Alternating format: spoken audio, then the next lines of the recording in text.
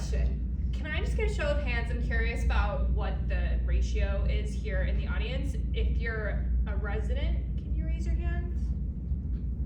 I know you guys are all psychiatry residents. Okay, and then if you're a practicing psychiatrist who's no longer in medical school or residency, can you raise your hand? Okay. If you're a doctor but you are not a psychiatrist, can you raise your hand? Okay. And if everybody else, I'm assuming, is just community and here for support, thank you. I'm so glad you're here. All right, so again, my name is Brooke Siem, and I'm going to start with an excerpt from my book. And I really want, especially my practicing doctors and future practicing doctors here, to think about how you might react if a patient came to you and expressed what I'm about to read. It has been 6 days since I stopped taking Effexor XR, and there is bloodshed in the street. I am on 38th Street, and it is daylight, and there is blood, so much blood, running down the sidewalks in ruby tendrils, twinkling in the sun's light. The blood belongs to a man I don't know, a man who just a few minutes before was on his way to his job, his lunch, his family, but who now lies crumpled before my feet thanks to the knife in my hand that slit him from ear to ear. A pool of blood wells up around my shoes and seeps in between my toes, sticky, warm life escaping from its host. People pass all around us, white wires dangling from their ears, shoulders hunched, head down to the ground and eyes on their screen. They don't notice me and they don't notice the man, and they instinctively go left or right to avoid us in a rehearsed dance only New Yorkers know. I step over the man and leave him to bleed. There is a baby in a stroller. I rip it out of its harness and swing it by the ankles into a parked car. Its mother just nods at me and pushes the empty stroller along the cracked sidewalk until the wheels hit her and send a stream of red across the mother's face. She turns back to me and smiles. I pass a small dog tied to a bike rack. The dog looks at me with its black and white face cocked sideways, ears perked. I knock it over with my foot and use my bare, bloodied heel to suffocate the creature until it is nothing but a pile of lifeless fur. When I am done with the dog, I take the knife to my own throat and twist it in teeth, but I am not dead. I go back and beat my head into the fence, but I am not dead. I run into traffic, and finally I am dead, and the man and the old woman and the dog and the baby are all with me, and we are together, but no one notices we are dead because it's all in my head, and I can't stop the images from flashing, flashing, flashing.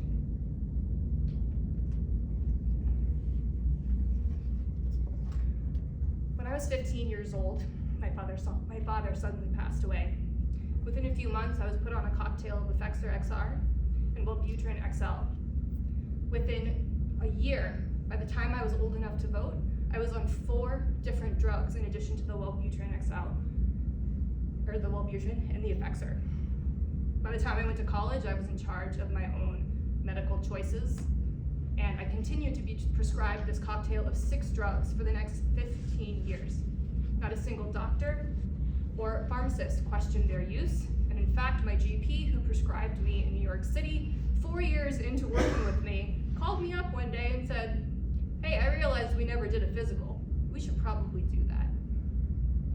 But by the time I was 30, I was standing at my 30th story window, calculating how long it would take my body to fall from the 30th floor to the cement below.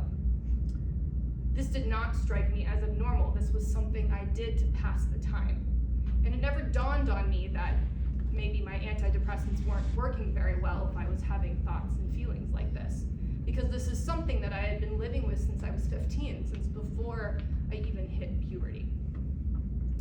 But I got a weird opportunity to travel around the world right about the time I turned 30. And it turned out that it would have been logistically impossible for me to carry a suitcase full of the drugs I was on. Again, 6 different drugs. I'd taken 32,000 pills at that point in my life. I physically couldn't carry it with me. And so I said, okay, well, I should probably go see a psychiatrist because clearly I'm not doing that well. Maybe the drugs need to be changed. And so I saw her. I told her what the situation was. She did not support me getting off of these drugs. She said that now was not a good time to make a change. But I told her, I these are the options here. Like, I need to either get off these drugs or take a different opportunity, and I was not thriving. So she said, okay, well, stop taking your Effexor XR. I was on 37.5 milligrams, which is the lowest dose on the market, and I did. I followed her advice, and 6 days later, this is what started to happen. So that's where we're going to start. I want you to have that context of why I was put on these drugs in the first place, and then we'll tie it all in to how we got there and what happened. So antidepressant withdrawal, that's what my book is about. My book is not about the reasons why I was on the drugs, it was about what happened when she said, just stop taking your Effexor XR. This was 2016. The definition of antidepressant withdrawal hasn't changed too much since then. If we go to the Mayo Clinic, this is what's up there. You might have some anxiety, some headaches. She told me I might feel like I had the flu for a few days, maybe even a few weeks. And for me, if you gave me these sets of symptoms and you said, well, can you handle this for a few weeks? I would say absolutely. I mean, no one wants to feel like they have the flu for a few weeks, but sure, I can. I thought I was a strong person.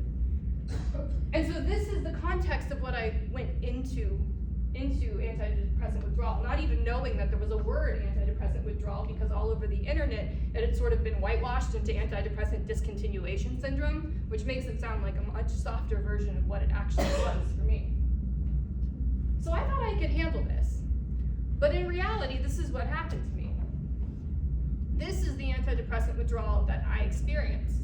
So I experienced impending doom, violent thoughts, suicidal thoughts, memory loss, something called kindling, which probably not going to get over, but we can talk about if anyone has any questions.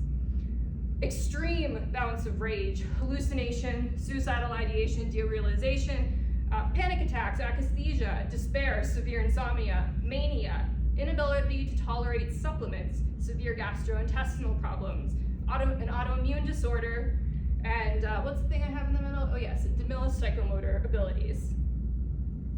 This is what actually happened to me, and this is what happens to so many of the people who reach out to me and choose to work with me now, because none of us had any clue that this is what was possible, because we weren't told, we weren't informed by our prescribers, who may or may not have even known that this was possible themselves.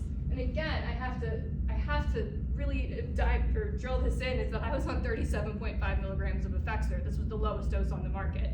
This is also therapeutic dose, right? This is not something that I should have had a problem getting off of, and yet here we are. And I was in severe withdrawal for a year, and a little bit of less severe withdrawal for another year after. So let's talk a little bit about the nomenclature that's used in antidepressant withdrawal. This is really important to know if you ever have a patient coming to you. There's a concept we like to call windows and waves. So this is the ebb and flow of withdrawal. The window is the time where you can actually see a little bit of yourself through the fog of withdrawal. You might have a second or a minute. I mean, literally for me, I would have seconds of feeling like, oh, is this what normal is? And then I would be plunged back into a wave, which is the tumultuous ebb and flow, the intense emotional swings, all of the symptoms that I had just described on the previous slide. When those were going strong, that would be considered a wave. But what's super interesting about windows and waves is that they're entirely unpredictable and very different from person to person. They can last minutes to hours to weeks to months. Mine held the pattern of, I started with having a second long window, and then 2 seconds, and then 3, and then an hour, and a day, and a week. And then one day I realized I'd had like 2 weeks of a window, and then a month, and so on, until the windows became greater than the waves altogether.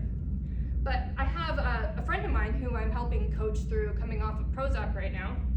He's 39 years old. He's been on Prozac for 10 years. He's going down from 40 milligrams.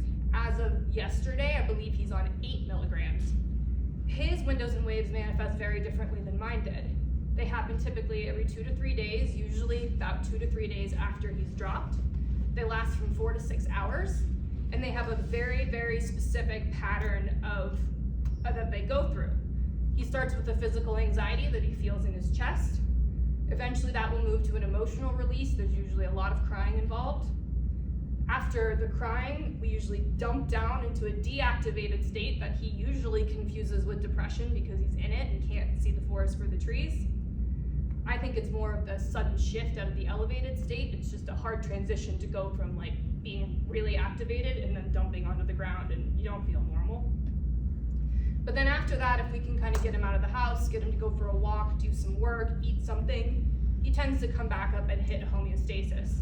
And I've been watching this happen to him predictably from the 40 to 8 milligram drop. But again, this is completely unpredictable. I have other people who message me who say they've been in waves for 9, 10 months, even a year.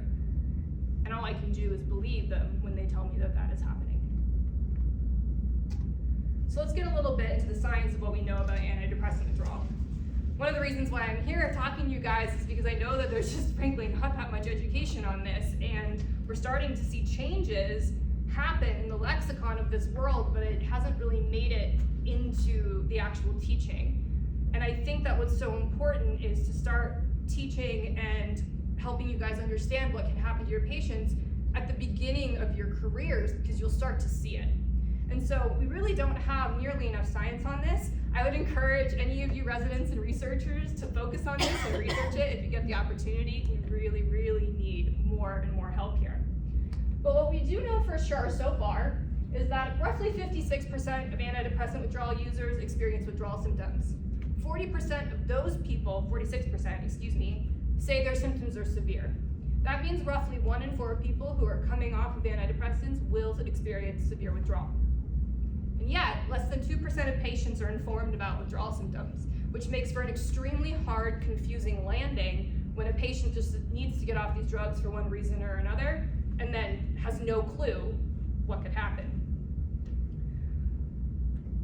We've noticed that symptoms are more common and intense with high doses of short half-life drugs. So it's very, very common that Prozac is said to be the least difficult of the ones to get off of because of its longer half-life. I promise if you talk to my friend who's on Prozac right now, he would not say that it's been kind to him. However, he has not gone through the hell that I went through trying to get off of Effexor. So it's all relative, but we definitely need to be more careful with high doses of short half-life drugs. And then I want you guys to pay attention to this too, because I'm going to get into it in detail. The blood concentration does not necessarily correlate with neuroadaptation or neurotransmitter equilibrium disturbance. And what I mean by that is that so often in offices we'll hear about half-lives, about, well, the drug should be out of your system because it's been 8 days. That's not how it works, because we're taking that from blood concentration. But the blood concentration does not equal the plasma concentration, which does not equal the serotonin occupancy rate. We're going to go into that deeper, but that is one of the key things I want you guys to take away, is that the half-life does not necessarily correlate. And again, the example we're going to use here, this is just with haloperidol. It was in a rat study. They gave rats haloperidol for 9 months, and the D2 receptor increase lasted a minimum of 2 months after discontinuation. If we extrapolate that into more human time, that would have left the human patient vulnerable for up to 1 year, which again makes no sense if you're just looking at the half-life of the blood concentration of the drug.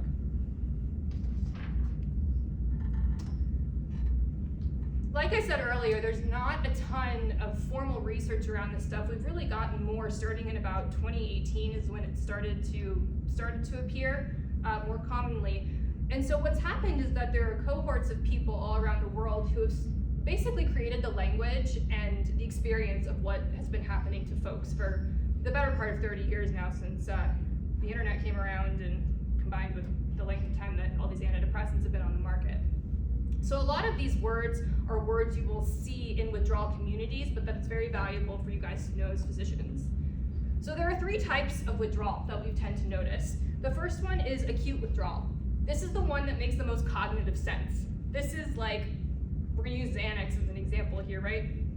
Xanax is an anti-anxiety drug, so if you have a situation in which the anxiety comes up, you take a Xanax, you feel better, and then about 18 hours later you feel like crap and the anxiety is back, and you take another Xanax because you think the anxiety is back.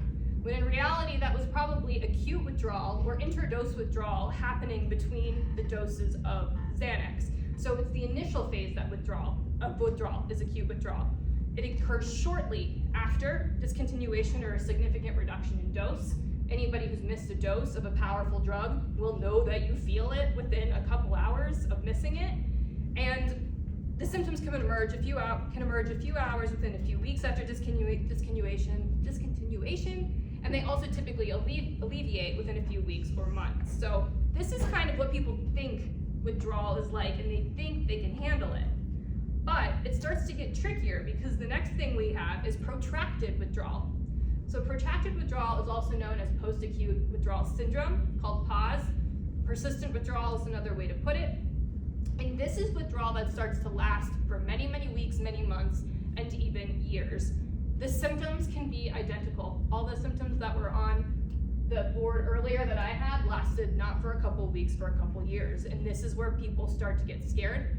They start to be very worried that they will never get better, and they start to get misdiagnosed because clinicians think that, because they've been taught to, they think that, oh, this must be a new mental illness, this must be something new that's happened, and so then they get prescribed another medication or misdiagnosed. This is incidentally why I got a book deal as well, and it's protracted withdrawal, because it's like a long, big thing.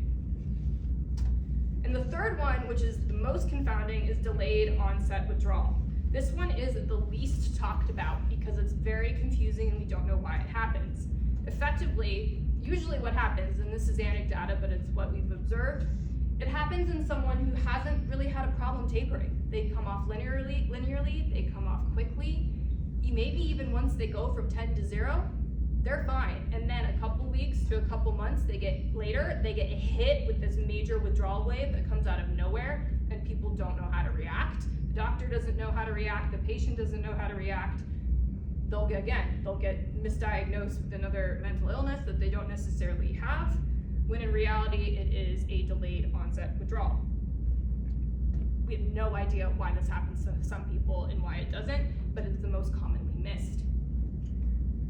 And again, if we go back to the Mayo Clinic's definition of antidepressant withdrawal, we might not think any of this is really that big of a deal. I mean, no one wants to go about life like this, but that, you think you could handle that even if someone told you that it could happen for a year. However, if this is what's happening to you for a year, for 2 years, for 6 years, for 10 years, we have a really big problem. And I'm not exaggerating when I say that there are people who experience this who've literally been going through it for a decade. I want to take a moment and talk about akathisia. Akathisia is, I would say, probably the most dangerous side effect on this list. I mean, aside from suicide, akathisia in our circles is the most common reason why people commit suicide. It is described in the literature as an inner restlessness, which is a bit of a crude and almost insulting way to put it. It's actually more of a neuropsychiatric syndrome that is associated with psychomotor restlessness. So I have a video from a young woman named Danielle. She was put on multiple drugs as a kid and pulled off of them recklessly, and she's been hospitalized multiple times for her withdrawal. But her akathisia is a really classic example of what it can look like, and so I wanted to show it to you because it could be easily missed. This is Danielle. She's given me permission to see this. How do I play this? Can I play this? Oh yeah. Look, I figured it out. There we go. So Danielle had been hospitalized at this point for quite a while.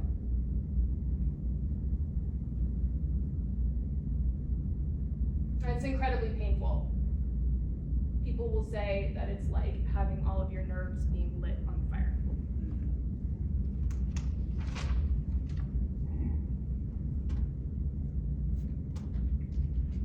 Okay, so who's most likely to encounter withdrawal? Again, there are 3 patient groups that we've noticed that are most likely to encounter withdrawal. And when I say we, I mean the researchers who are working on this subject and folks like me who've been in the withdrawal community for many years. The first is long-term users. This is going to be your most common group because we're now at a point where people have been on these drugs for far longer than they have ever been studied. So I say that the long-term use probably needs to be around 2+ years. That's when maybe your spidey sense should start tingling. And the reason why I say that is simply because that's when most of the research falls off. I I mean, most of our research has really only been from about 4 to 12 weeks. Occasionally we have some longer studies, but for the most part, after 2 years, we're not doing any reasonable follow-up on people to see how they're doing. That said, anecdotally, extra care should really start to be taken care at about 5 years. When I start seeing people on these drugs for 5 or more years, upwards of decades, we start to really need to be careful when we're pulling them off. And major precaution needs to be taken when you are working with people who are medicated as children and teens. There is quite literally no research on how these drugs affect developing bodies. I was 15. I can promise you that I am still dealing with side effects from when I was medicated, and I'm 38 years old. The bottom line is our bodies at 15 are not designed, I mean, no body's designed to handle these drugs, but especially when you're still developing. We just don't know how this stuff is interacting. And I find that people who have the most difficulty getting off of these drugs are people who were medicated when they were young. The next group is those who are experiencing polypharmacy, which is unfortunately common. So I know you guys spent some time in your education talking about drug-drug interaction a little bit, but what about drug-drug interaction? I was on 6 different drugs, and I know that there's not a human on this planet. Maybe AI could do it, which might actually be kind of cool. But I know there's not a human on this planet who could tell me how my 6 different drugs interacted with each other and what was going on. And this is so common. I mean, ADHD drugs are basically a gateway into other psychiatric drugs. So many kids are on multiple drugs. So many adults are on multiple drugs. So many adults are on multiple drugs that they don't think are interacting with each other. Like, is your aspirin and your antidepressant and your metformin interacting? I don't know if anybody really has a clear answer to that. We actually have a small solution here that I'll tell you guys about. But when it comes to psychiatric drugs, especially polypharmacy of psychiatric drugs, there's a huge risk of iatrogenic harm, and you just don't know what's causing what. And the theory is that the SIP system is getting bogged down. And so the takeaway here is just that the more drugs someone is on, the more care that needs to be taken, because you cannot pull one lever in the body without affecting the whole system. And I think that's getting missed as we're getting more and more specialized. The last group to watch out for is those who are hypersensitive. This is a little bit of a subspecialized group, but this group usually cannot process caffeine, alcohol, or sugar. And this can actually manifest in patients over time. So they may not start off being sensitive to caffeine, alcohol, and sugar, but as they start changing their drugs down the line, they get more sensitive. Sometimes they can't take supplements without having some sort of reaction. And there may be a genetic component here. Again, we don't really know. This is also new. I do think that there's value in getting genetic testing here just to see if people are non-metabolizers or ultra-rapid metabolizers.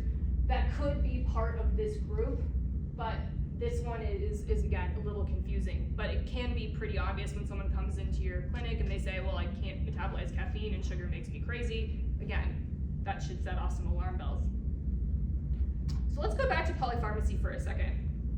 This is a chart that was made by a father whose young adult son was medicated for a period of 3 years, from April 2021 to February 2024. I realize it's small, but you'll get the gist. On the right is 19 different psychiatric drugs given to this man in 3 years. You can see based on the graph roughly the length of time each drug was in this man's system. You can see the dosage, and you can see how quickly things were moved up and down. And this is standard of care. This was standard of care for this patient. But I don't think anyone in this room can reasonably say what happens to a body when we do this to a human.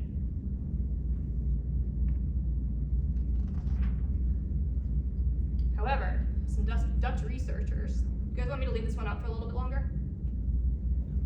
And also, so the drugs he was on, Abilify, Ativan, Buspar, Cogentin, Cymbalta, Effexor, looks like a lithium, something I can't read, an antipsychotic, Inderal, Lamictal, Latuda, Lexapro, oral ketamine, Remeron, Seroquel, Tolframil, Vraylar, Wellbutrin, and Zyprexa.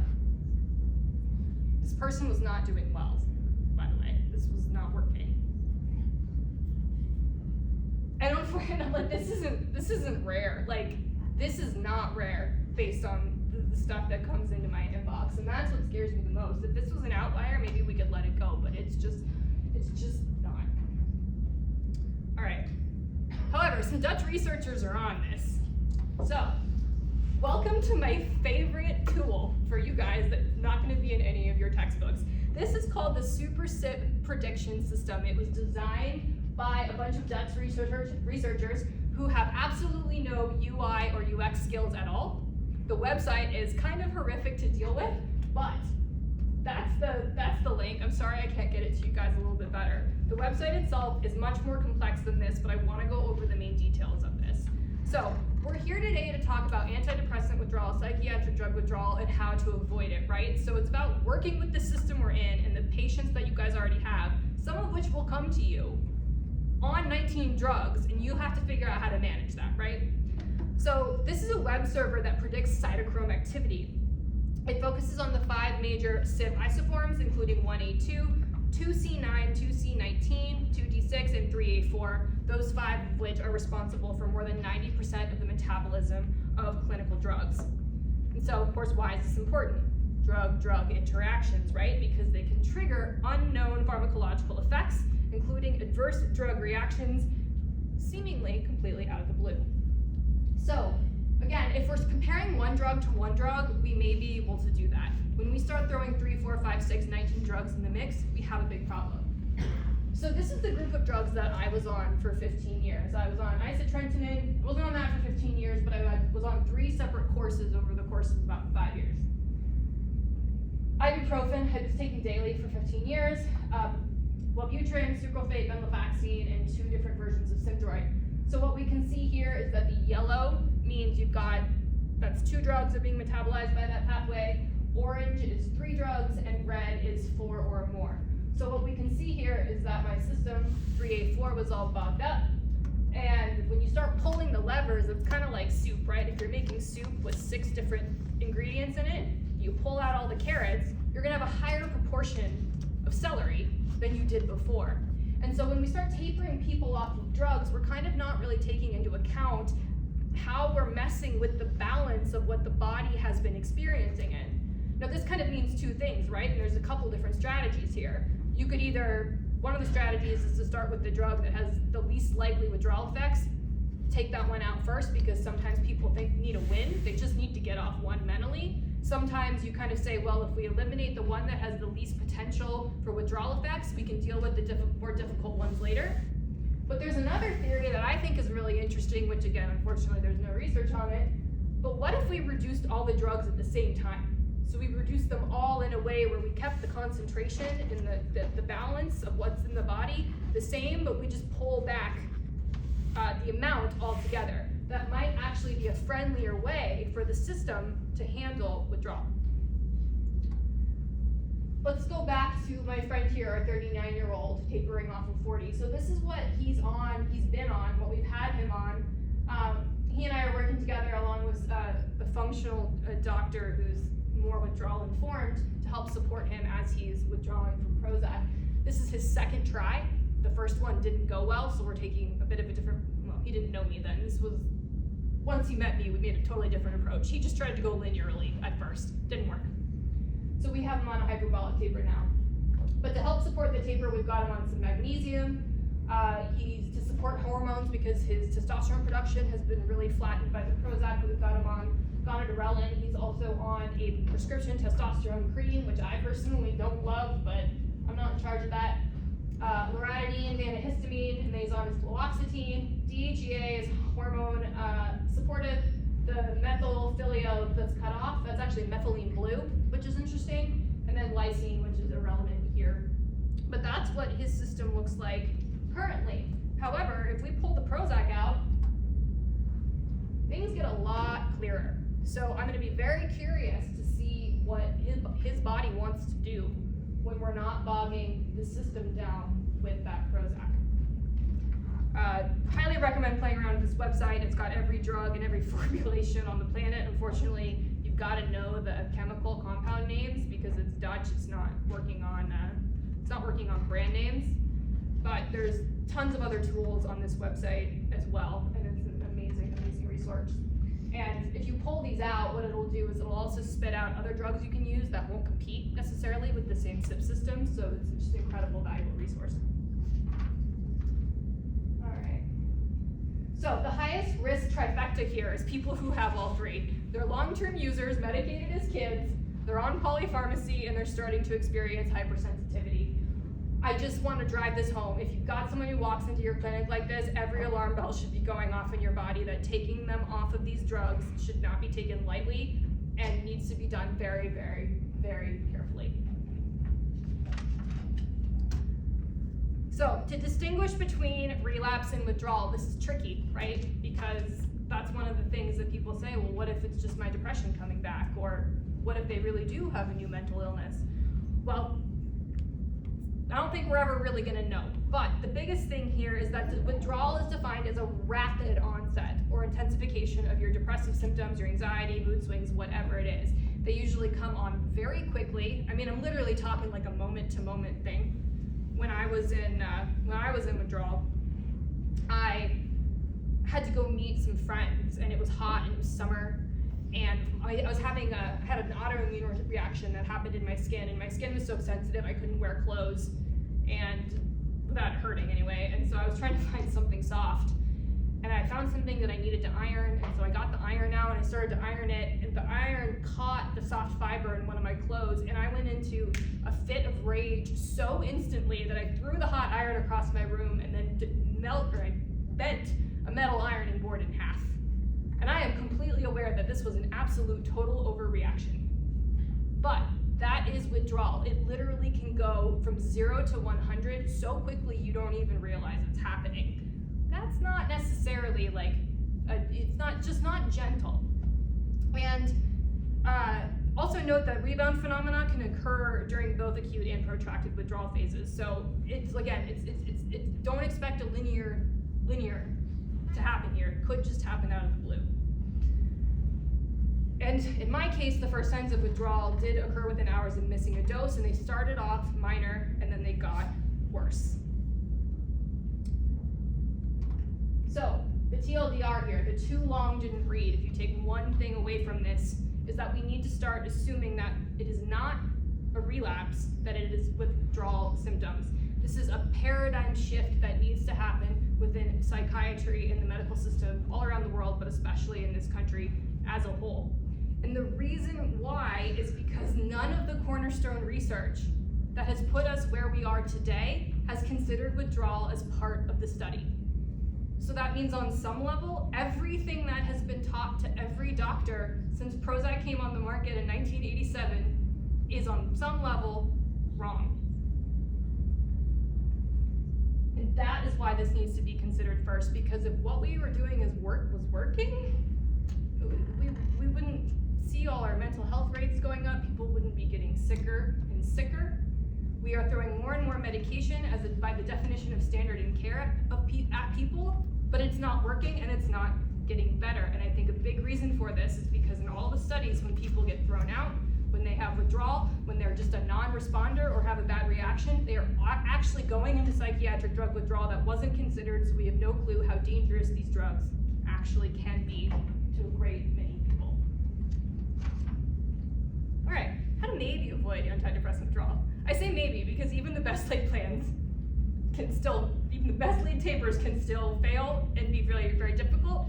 I think on some level that there's actually value in having challenge around this, that I'm not sure there's any taper that people don't feel.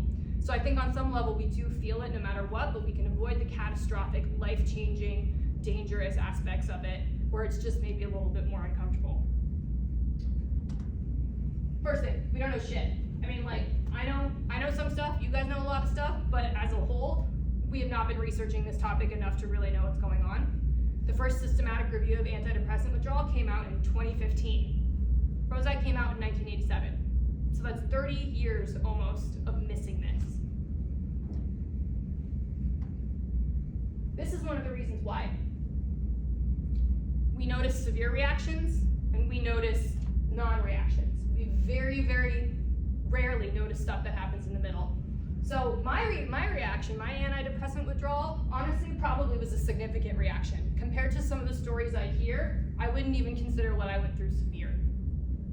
Then there are folks who say, oh, well, I've never had a patient who had any problem getting off of these drugs, or I didn't have any problems getting off of this drug. Guess no one does, right?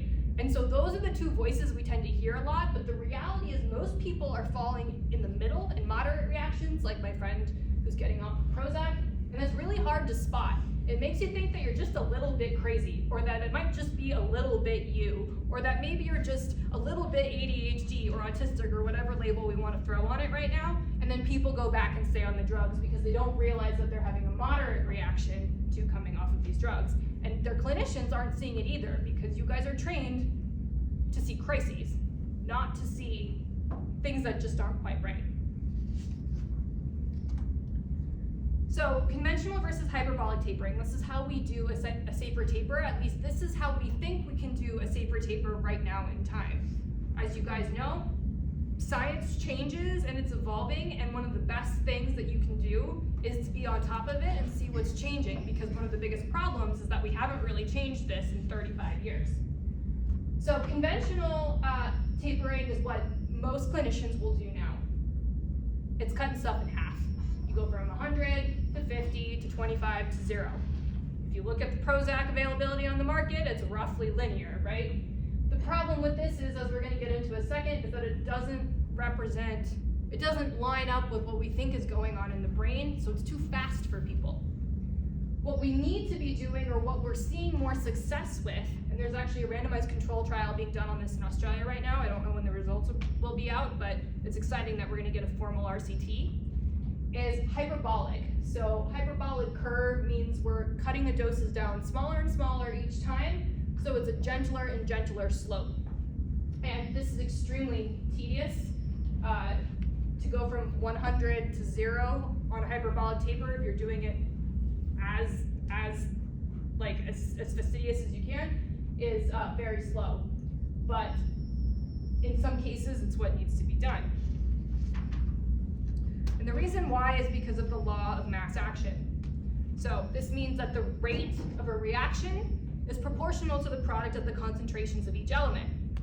Said another way, when there's no drug in a system, a little bit's going to have a big effect. And when you increase the dose from nothing to very little, you get a large pharmacological effect. Conversely, when you take a drug from very little to nothing, you're going to get a large withdrawal effect. This is the same reason why when you double a dose of a psychiatric drug, people don't necessarily get doubly better. It's because it has less and less effect the more you get. So we have to consider this going in the reverse direction, especially when we're looking at therapeutic and low doses, right? Everyone, whether a clinician or patient, is trained somehow to think that the smallest dose of a drug on the market is not going to have a very big effect. But as we're going to see on the next slide, even the smallest doses on the market have a gigantic effect on the brain. So this is serotonin occupancy. Now, what's happened here is basically people started to look at antidepressant withdrawal and put 2 and 2 together. They started looking at what cohorts of people have been doing independently and figured out on their own next to the literature. This does not come from like an RCT or anything like that, but they noticed that they were doing the same thing. So the serotonin occupancy, we have this of 6 common drugs, and we can see that they roughly all follow the same curve. So it basically is telling us the relationship between the dose and serotonin transporter occupancy. This is from 2021. So what was so interesting is that people online have been working together, I mean we're talking like tens of thousands of people, to realize that the most efficient way and the most gentle way to get off an antidepressant is to go in 10% cuts, a hyperbolic dose, which just happens to line up with serotonin occupancy that was found by these researchers based on PET scans of how the drugs act in the brain. And what's most interesting about this, and also the most frustrating, is that I know this is really small here, but like let's look at Prozac for example. So the lowest dose on the market here is 10 milligrams, right? Ooh, we can get into liquid for a second. What? Oh, can I touch this? Oh, this is cool. Wait, how do I make it bigger? What did I miss? Oh, no? Oh boy, okay, making it worse. Okay. All right, so 10 milligrams, we're up to about 78% SIRT occupancy, right? This does not line up with the blood concentration theory at all. So the plasma concentration, this paper has all the plasma concentrations in it too. But the problem is you've got, I'm gonna answer your liquid thing in a second. You've got some patient on 10 milligrams, I mean, where's Effexor? All the way over here, right? My dose, 37.5. 75% SIRT occupancy, lowest dose on the market. I was told to stop cold turkey. And then I fall off a cliff because there's no drug in my system anymore, right? And this is where people are experiencing withdrawal. They're actually far less likely to experience it going from 150 milligrams over here down to 50 because the drug is like sticky, it sticks in there. So that's where it happens. But again, 37.5 is the lowest dose on the market for Effexor XR. For Prozac, it's 10, we're at 78% occupancy. If we get to roughly 2 or 3 milligrams, we're still at 40% occupancy. We don't know why the physiological, like the cascade of physiological effects happens here. We're just noticing that it does. So let's go to the liquid. As one of these gentlemen just said, just use a liquid. Yes, just use liquid, that is helpful. Prozac, luckily, does have a liquid form that's fairly easy to get prescribed. Not all of them do. And so what happens then is that you need a compound pharmacy. Okay, but you need your doctor to know that this exists to begin with, right? Like, I wish the people who come to me say, my doctor says I can go on a liquid form from a compound pharmacy. Is that true? They don't. They say, my doctor just said stop taking my drug, or to cut it in half, or to go every other day. None of that lines up with what we've experienced and what we learned from our time, people working together online. I mean, like, they just don't know. Some GP in Bemidji isn't gonna know this, right? Like, it's just, it's so common that they're just told to stop taking it or to do every other day or something else that causes a bunch of chaos, which is why we need more withdrawal-informed prescribers, which hopefully will be you guys. This also really needs to be patient-directed and have a lot of patient dedication. This is incredibly tedious. Like, it is not fun for someone to taper off a bunch of these drugs if they've been doing it. You know, they're on 6 different drugs and they gotta taper off all of them. It takes a long, long time, especially if there's someone who has a big problem once they hit that cliff. Because there's a lot of people who they're doing okay till they hit that cliff. I don't know if I can go back. Can we go back? Yeah, they hit these cliffs under the common doses, and their bodies just start to go nuts. And so they end up stuck on 4.8 grams of Prozac for a month at a time before they're able to drop to 4.7 grams. I mean, you might think I'm exaggerating here, milligrams, but I'm just not. This is extremely common because the symptoms are just too severe. Now, this is an exception to the rule, and this is pretty strong anecdata here, but this is just something that I feel the need to point out, because one of my big things is that I think if we look at the course of history, we can kind of avoid the same mistakes. And I do notice that in the world of withdrawal right now in research, there's a bit of a hope or an obsession of hyperbolic tapering being the answer. And there's some figures in this space who are, you know, this happens all the time, sort of gaining like godlike qualities, you know, like they know the answer. But that's just, we cannot go there because it's going to be dangerous in the other direction. And I've seen this with people who've reached out to me.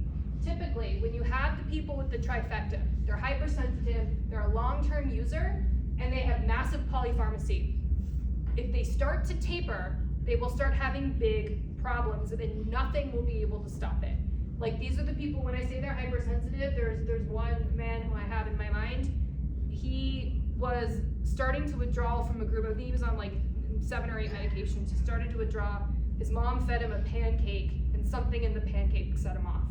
And a few years later, he's applied for assisted suicide in Switzerland from a pancake. Like, I'm not kidding. This happens enough to be something we need to watch out for.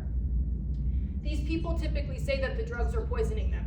And then they go see a clinician who says that's not possible. Or they say we should taper slowly because they're trying to do the right thing, right? I understand what a minefield this could be.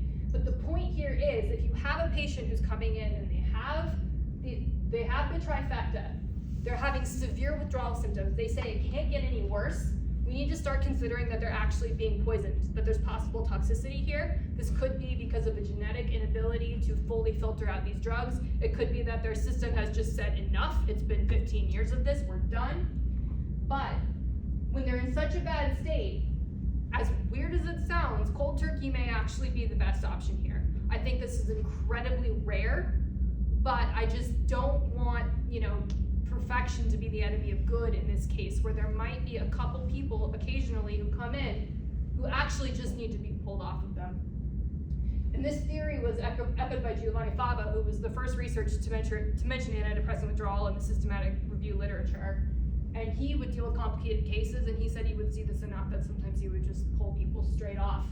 And again, I'm not remembering quite quickly, but sometimes he would use another drug to kind of help basically knock him out to get through the symptoms.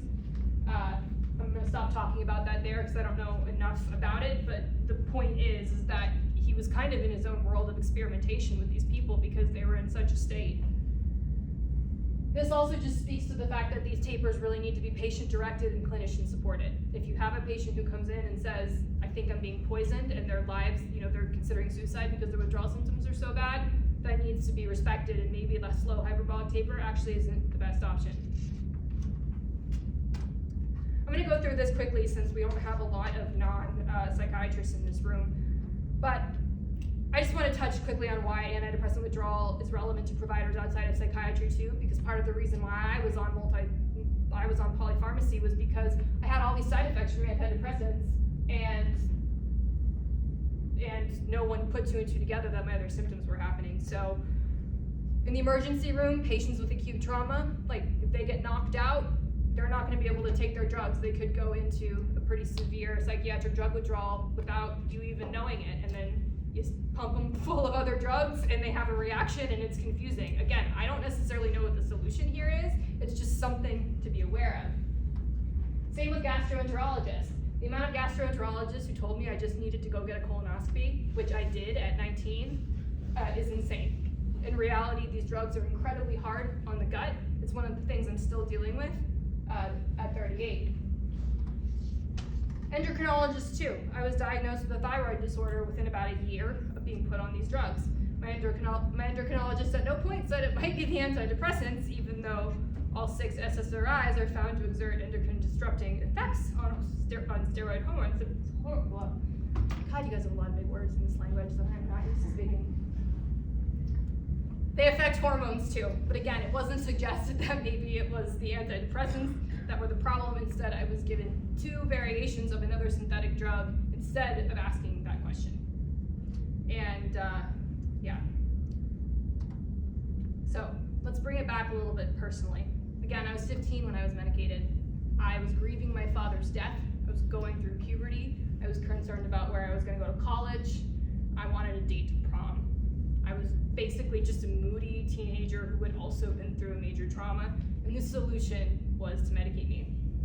That decision meant that I took 32,760 pills from the age 15 to 30. And that was standard of care. Because of this, I have irreversible memory loss.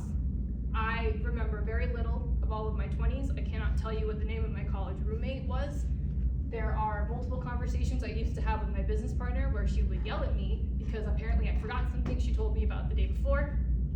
My mom regularly brings up memories from this time that I simply have absolutely no recollection of. And frankly, this has not gotten better, and I've been off these drugs for 8 years. My short-term memory since I've been off the drugs and my long-term memory has gotten better, but this time is lost to me. I have postmenopausal hormone levels and have for as long as we've been testing them, and PSSD complications. PSSD is post-SSRI sexual dysfunction. I am lucky that I've been able to work through this and have it not severely affect my life, but I can promise you there are people out there who literally cannot feel anything in their own body or for other people because of these drugs, and it has happened so suddenly for them that they know that it was a before and after. As far as my hormone levels, all I can do is assume that it was because I was medicated right as puberty was setting in. I developed on these drugs, that part of my body wasn't fully connected, and yet I don't think it ever really connected because it makes no sense why a woman who's in I mean, I've literally spent tens of thousands of dollars on this. I'm in unbelievable shape, except for the fact that my hormone levels are postmenopausal and no doctor can figure it out. I can only think that it might have had something to do with the fact that these things never got off the ground to begin with. I have severe IBS that is managed only by a very restricted diet. I pretty much exist on nothing other than the highest quality meat I can find, along with fruit and nuts, some sweet potatoes, occasionally maybe a little bit of fermented dairy. Again, it has taken me years to figure out how I can feel good, and this is the only thing that works with my system, which as a professional chef to pro athletes, that's what I get paid to do, because nobody pays me to do this. It makes it difficult, but we work through it. I also have extreme noise sensitivity. This has been so bad that I've literally had to leave my home and move locations because places I've been have been too noisy. This noise sensitivity started in antidepressant withdrawal, and again, like, this stuff is weird. I don't know why. It's basically, to me, it feels like I had been numb for so long, and then when everything got ripped out of me so quickly, it's like all my senses went on overdrive. And the one that really hasn't truly recovered is noise. I have custom earplugs that have been made. I typically don't go to concerts, and I have actively left a restaurant in the middle of a conversation because whatever was going on there, I just could not be around. I have a diminished ability to maintain and form relationships. This one's really tricky because it's hard to know what's me and what was the drugs. And for a long time, I actually thought that this was me. But then I started talking to other people who were medicated as kids. And what I've realized is that when you're a child and you're put on a lot of psychiatric drugs, it almost like it sort of puts a barrier in between yourself and the rest of the world. You don't fully absorb the situations you're in. You're sort of numbed out to it. And it can be difficult to learn social cues and to understand how you feel about them because you were fully disconnected from yourself at a time when you're supposed to be learning this. And so this is something that I've really had to learn and work on over the past couple of years. And it's been tricky because I'm an adult and I shouldn't have to still be learning this. And then sometimes people ask me if I'm autistic, and I just have to shake my head and say, like, no, that's not it. And then I have a distrust of doctors. And I don't like this because so many of you guys are wonderful people. You get into this to help people. I think that there's such a failure of the system to support what you guys are doing. And I also know that overcorrection is probably the worst thing I could do, so I'm working to bring it back. But it's very difficult to go back into a system that has hurt you so much, especially once you start pulling at the threads I've pulled at and learn how all this works. I mean, I haven't gone into the history of how we got here at all, but once you start learning that, you start to see it everywhere. You just kind of say to yourself, oh boy, I don't know what to do anymore, and I don't feel comfortable. And that's not great. I need to be able to go to a doctor when I'm sick. I want to go to good doctors when I'm sick. I want help. I want to work together. I want this to be a we conversation that changes the world, not an us versus them. I've also calculated that I've lost over $1 million in lost earning potential. Now, this one, basically, look, like, I was medicated at 15, I was cut off from myself, and I was put in a state of being numb. I guess I was technically not clinically depressed anymore, but I certainly wasn't happy about being alive. And when you don't want to live and you're not connected to yourself, you don't do things like think about savings. You don't take jobs that excite you. You do easy things. You wake up every morning and you wonder how fast you can get through the day. And this evaporated when I got off the drugs. Suddenly I was like, oh, holy shit, I have ambition. There's stuff I want to do. I want to be alive 30, 40, 50 years, and I want to have money to do it. And based on what I've been earning the past couple of years, that's about what I would have lost. So what is the solution here? Where can we end this? The first thing is that everyone needs to wake up. Not just doctors, but patients need to wake up as well. They need to take their own care into their own hands. They need to understand the stresses that you guys as physicians are under. And they need to come to you with information about their own body and research they've done, and they need to come to a person who's willing and able to talk to them about it and make a plan together. Everyone needs to understand what's going on in the system. Patients need to understand that you guys don't get paid unless you bill. They need to understand that there's no billing code for antidepressant withdrawal. That needs to change. Doctors need to understand that the way medicine is being practiced right now is hurting a lot of people. It's going to require a lot of you to stand up for what's right rather than what's easy. I would encourage you to write down just 2 names on this list. This is just some people that I could fit on here. There are many more, but these are researchers and journalists who've been doing amazing work in this field. It's a huge variety of people. David Healy, Mark Horowitz are doing withdrawal research. Moncrief is doing, she does like, you guys might have run into her lately, she's kind of all around the news. Robert Whitaker, Pulitzer Prize winning finalist. Abigail Shire has a new book called Therapy about how too much therapy is screwing up kids. Casey and Callie Means are outing the big pharma and big food. Ben Goldacre talks about FDA corruption. Ethan Waters has an amazing book called Crazy Like Us about how the big pharma has exported the concept of American mental illness across the world. Alan Francis was on the chair of the DSM-4 and is calling this stuff out left, right on Twitter. Like, he's the chair of the DSM-4 and says we've gone too far. Andrew Sorensen is the researcher who had all of that information on the serotonin occupancy. Gabor Monte does a ton of amazing work on addiction and also mind body integration and trauma. Adele Framer founded survivingantidepressants.org, which has helped tens of thousands of people get off and stay off antidepressants. Hen Gardner's out of Europe. Laura Delano has the Inner Compass Initiative, a nonprofit to help make more awareness around this. Paul Andrews is an evolutionary psychiatrist who asks what the purpose of depression is from an evolutionary standpoint. And Gretchen Lefebvre-Watson studies ADHD, and Peter Ghosh. And as far as things you guys can start doing in your practice immediately or in your future practice, please consider true informed consent. Informed consent is not a stack of papers that a patient gets before they even see you that says we won't sue you if something happens. That is not informed consent. Informed consent is informing the patient of everything good and bad about what could happen if they take a drug. It's making sure that they know there are no true long-term studies on any antidepressants. Most patients get their information from the media. They're not getting them from you guys. They're getting it from TV shows, from commercials. They need to know the full spectrum of what's possible because you cannot consent if you're not informed. And if you're working with children, the parents need to be fully informed. They need to make sure that they have all the information to make the best choice. And that includes making sure that parents know that there are no studies about how these drugs affect developing bodies and minds. On the left is who I was before I was medicated. This was a few months before my dad died, and within a year I would be on 6 different drugs.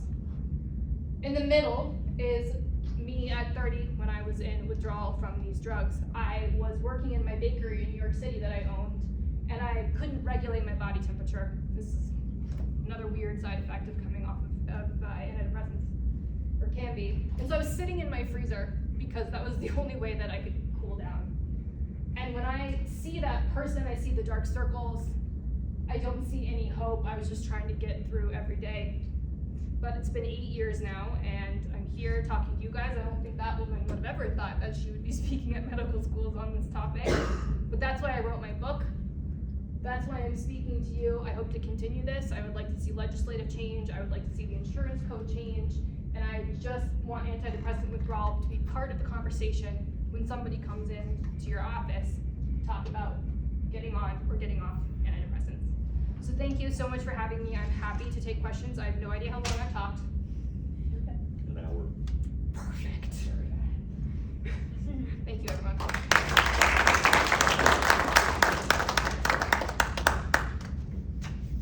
Yes?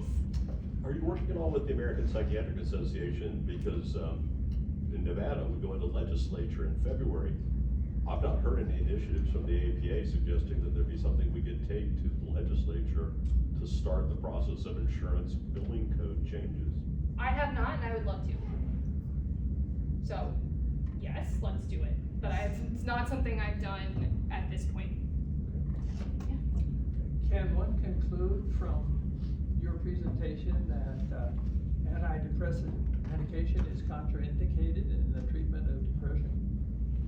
I think there's an argument to be made for that. I think it's an argument that a lot of people wouldn't like. I mean, there's something called tardive dysphoria that seems to be the paradoxical occurrence of the longer you take an antidepressant, the more depressed people come, and more interestingly, when they come off of the antidepressant, they have a diminished ability to recover.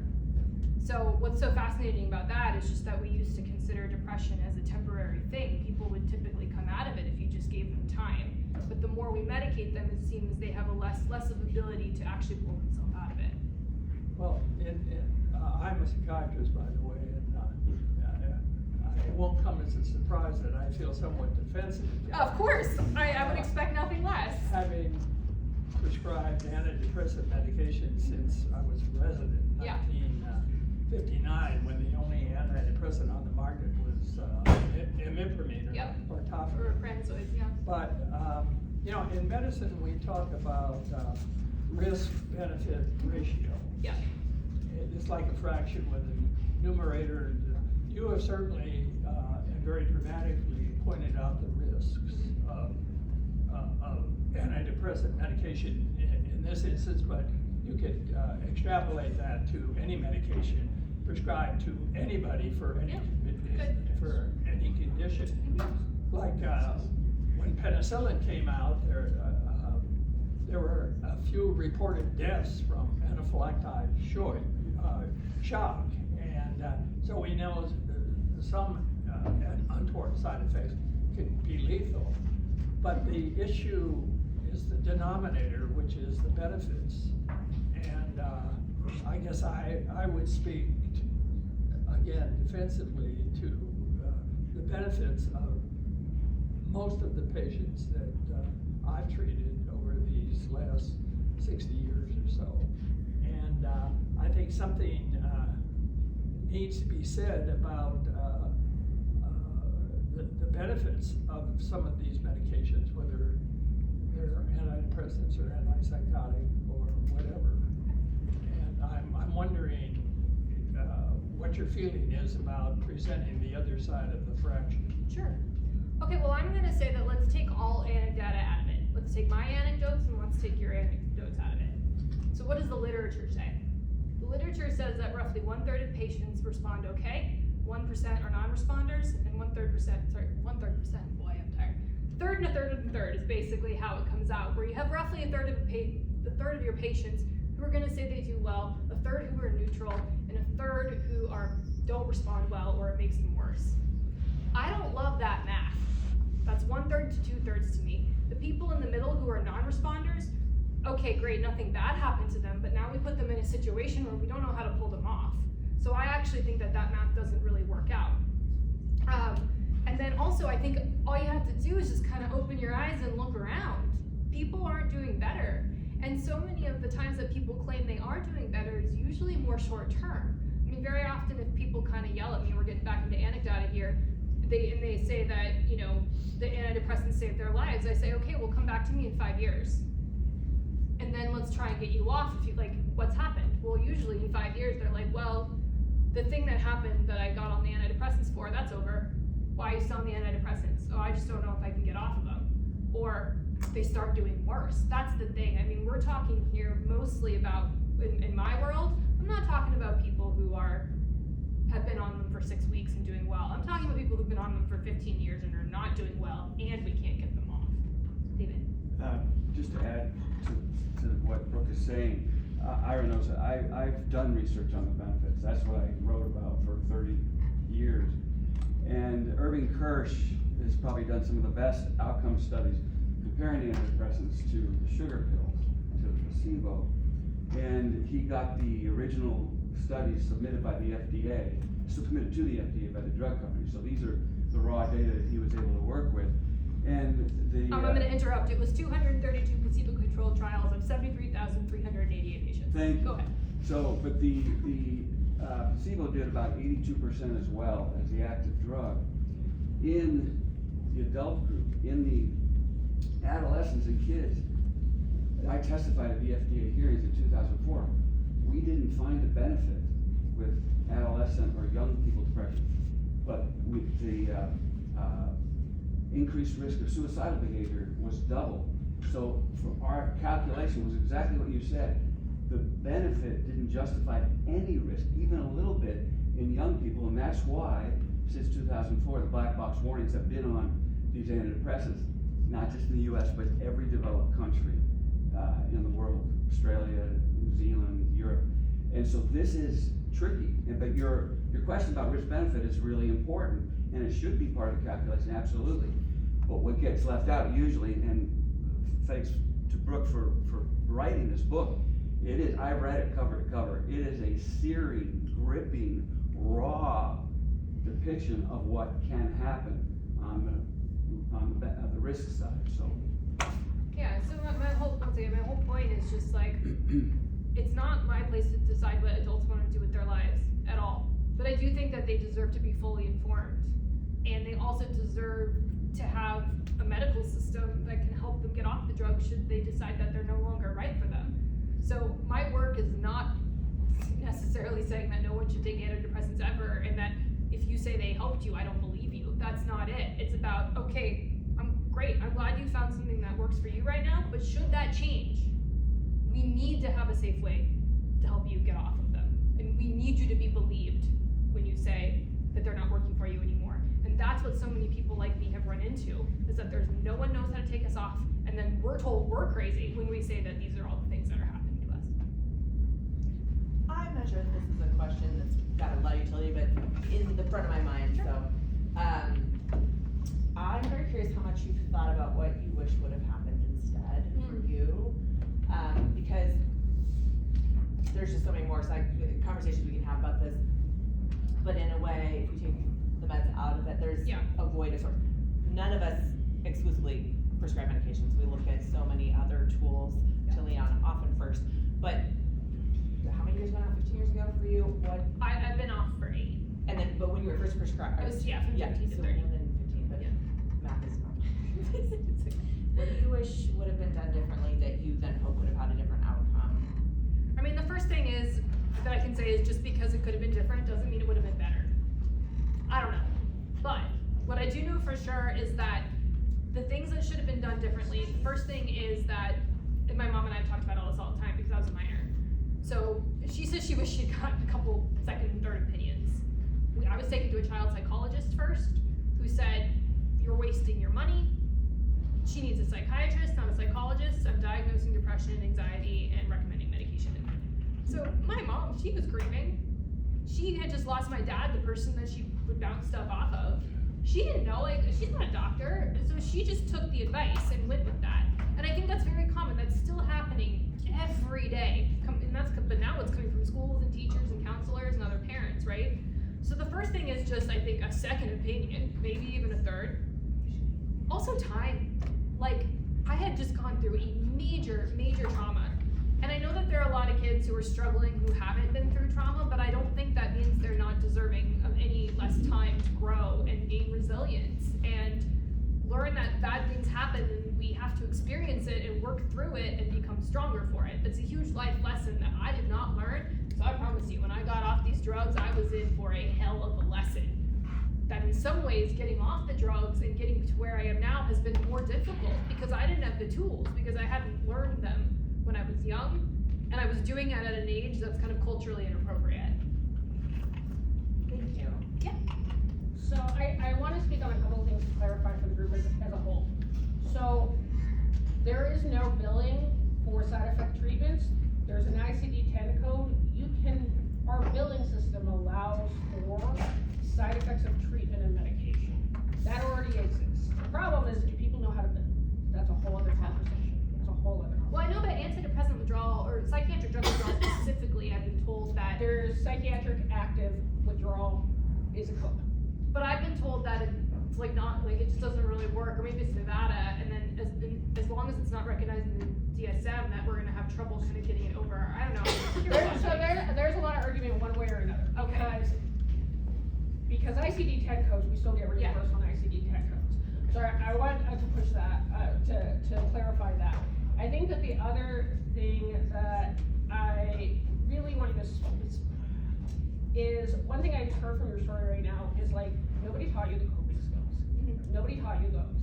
And I think we live in a society that doesn't want us to tell them, you need to go to therapy. Yeah. Because like, how often do we have those conversations with our patients of like, what is actually recommended as a combination dose? Because what the data shows, after 2 years, and if you've been on both and then we get you off the antidepressant, Yeah. you're gonna do way better. Yeah. Because you went to both. That's actually interesting. David, do you have any of the research on that? That's But the combination, yeah, about how the combination is actually less effective than Yes. psychotherapy alone. That's Yes. changing. that was part of the database that we wrote about. And the combination is definitely better than the drug alone. Yes. But, But less but effective. when you do long-term follow-up, it's not better than psychotherapy alone. I would love to look at that data Yeah. and just looking at it I've written about it. anecdotally. I also would really like us to caution is that yes, you're preaching to a whole group of psychiatrists. However, the majority of the psychiatric prescribing is not done by Right, psychiatrists. it's 95% of antidepressants are Right, prescribed true. by GPs.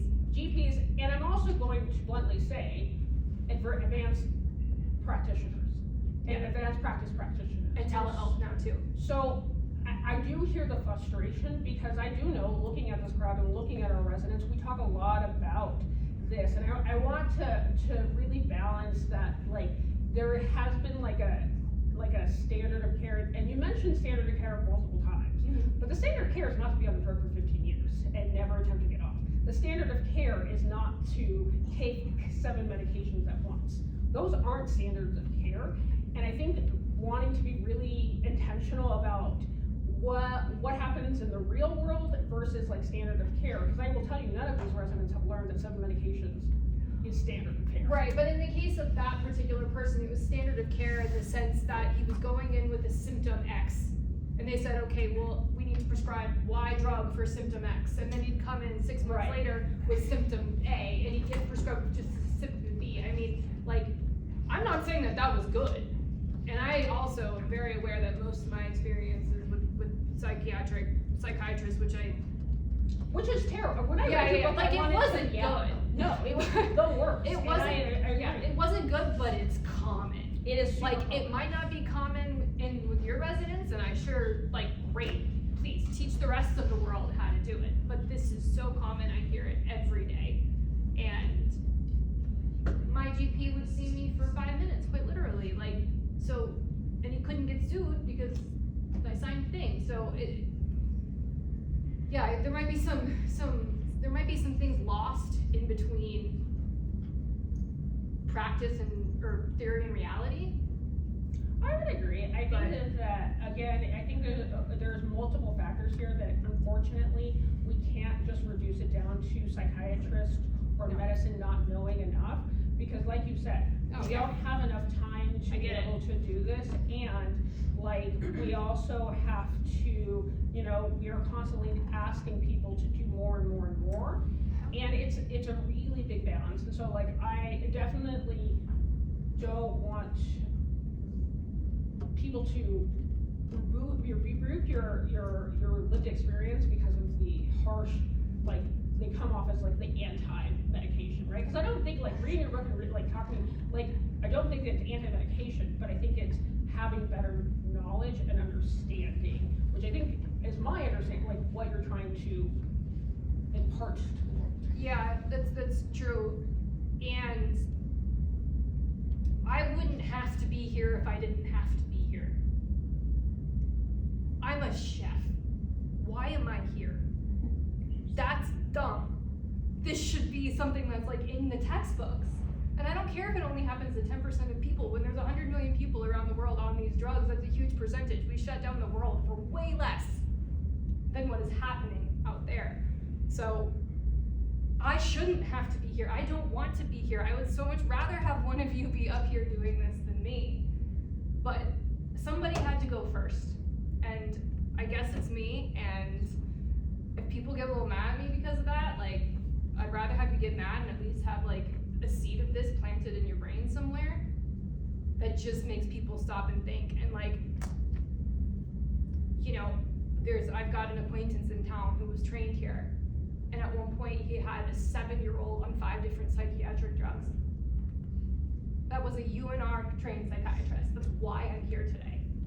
So it's happening even amongst this cohort of people, and it's not okay. That kid has been pulled off 4 out of 5. He went through akathisia, he was 7. He didn't need to be on it. He was adopted, he's a black kid adopted by a white family, and his parents are both in jail and he doesn't know them. That kid had real problems that he needed to work through, and he needed love. And thank God his dad is giving him that, but the solution was to medicate the hell out of him. And I had to fight that psychiatrist to get him to wake up. Like, I shouldn't have to do that. So I hear what you're saying, and these things are a tool, but we are using them to solve every problem under the planet for a variety of reasons. Some of that is nefarious, some of it is because we're overwhelmed, some of it is because we don't know what else to do, and some of it is because we're lazy. And some of it works, but not all of it. I think problems like this have a complicated side and a simple side. Yeah. And I think the simple side is what a good model you are and you have become in terms of caring for yourself and advocating for yourself and being critical of things that need to be criticized and taking that responsibility. You took the responsibility to write that book and to collect the data and to put those graphs together and whatnot. And in that sense, I think you set a good example for all of us in being more educated consumers of medical and psychiatric care. Me, you, all of us, we're in that same boat. And if I made it more complex, that's good, because it is complex. Like, that's part of it, right? And that has to be navigated every day. And I understand that. I mean, I'm not in offices with you guys every day. I'm not in with patients, and I also know that, like, you know, I work with a lot of psychiatrists, and I know that when you're working at LA General, you're in a very different world than you are when you're working with a bunch of Collin Ranch kids or Collin Ranch moms, right? Like, different. So this is very complex. I don't want to pretend like I have all the answers, and I certainly, like, I couldn't tell you what was best for me at 15 even now. I really don't know. But I do know that this is what I've learned. So yes, I hope I've made it more complex. I'm gonna go with someone who hasn't asked a question yet. Yeah, I just wanna thank you for this presentation, and I'm going to read your book, and I've heard you interviewed before on True Psychiatry. Just really Thanks. moved on. Happy to sell copies of my book at the trunk of my car So afterwards. I wanna thank you for Yeah. your story, you bringing your story to us. And I wanna say that it's, you know you're in this land of paradigm shift. And I'm a psychologist in the Department of Psychiatry and also family medicine. And I don't have any colleagues that I would say prescribe. All prescribing is done with empathy. Of course. And it does unleash problems that I think we don't really train. I mean, I'm not a physician, so I can't speak to the intricacies of training, but I've been, working with psychiatrists for decades, and I think, the best laid plans sometimes work in the short term.